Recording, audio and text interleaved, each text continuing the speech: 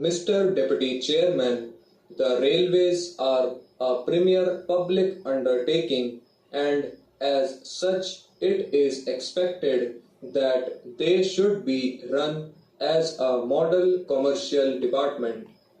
For a number of years, successive public accounts committees have drawn attention to over budgeting, lack of control over expenditure, delay in quick disposal of disciplinary cases, delays in recovery of dues, drawing up contracts and their execution, resulting in unavoidable expenditure.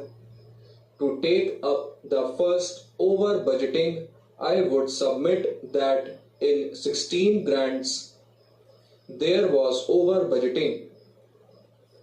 There were supplementary grants and appropriation obtained in a number of cases which proved to be excessive.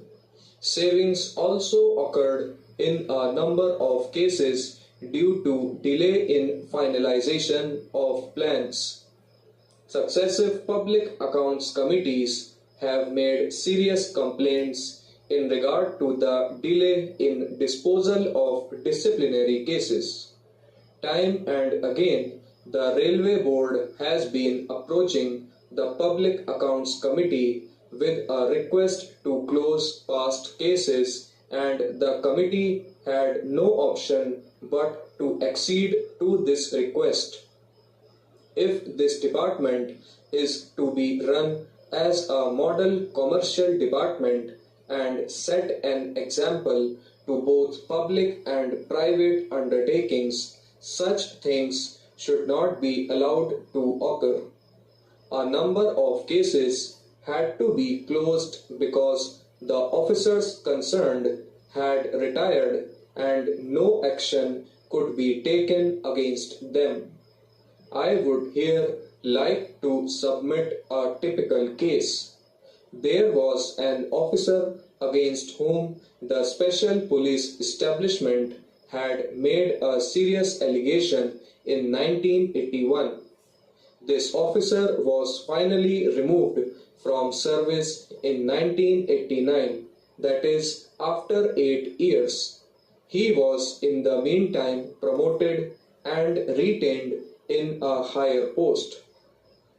Such delays have also enabled delinquent officers in a number of cases to escape due punishment because of retirement from service in the meantime.